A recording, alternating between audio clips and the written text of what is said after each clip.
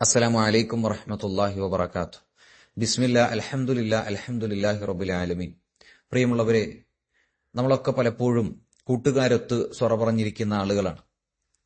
അതുപോലെ തന്നെ ദേഷ്യപ്പെട്ടുകൊണ്ട് നമ്മൾ വികാരങ്ങളെ അടക്കിപ്പിടിക്കാൻ സാധിക്കാതെ പല വാക്കുകളും നമ്മളുടെ ജീവിതത്തിൽ പറഞ്ഞു പോയതിന്റെ പേരിൽ ഖേദിക്കേണ്ടി വന്നിട്ടുണ്ടായേക്കാം.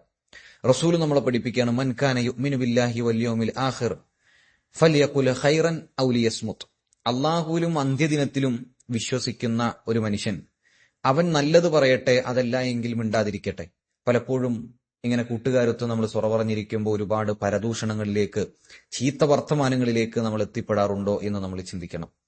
അതുപോലെ ദേഷ്യപ്പെട്ടുകൊണ്ട് നമ്മൾ സംസാരിക്കുന്ന സംസാരങ്ങൾ, വികാരങ്ങളെ അതടക്കിപ്പിടിക്കാൻ സാധിക്കാതെ നമ്മൾ പറഞ്ഞു പോകുന്ന സംസാരങ്ങൾ, അത് പിന്നീട് വലിയ ഖേദമായി നമുക്ക് തീരാറുണ്ട്. അതുകൊണ്ടാണ് റസൂൽ പഠിപ്പിച്ചത്, ഒന്നുമില്ലെങ്കിൽ നിങ്ങൾ നല്ലത് പറയുക, അതല്ലെങ്കിൽ മിണ്ടാതിരിക്കുക എന്നുള്ളതാണ്. അത് തന്നെയാണ് ഖുർആൻ പറഞ്ഞത്, യാ അയ്യുഹല്ലദീന ആമനൂ തഖുല്ലാഹ വഖൂലു ഖൗലൻ സദീദ. അല്ലയോ സത്യവിശ്വാസികളെ, നിങ്ങൾ ഏറ്റവും നല്ല തേനൂറും മധുരമുള്ള വാക്കുകളാണ് സത്യവിശ്വാസികളുടെ വായിൽ നിന്ന് വരേണ്ടത് എന്ന് അള്ളാഹു നമ്മളെ പഠിപ്പിക്കുകയാണ്.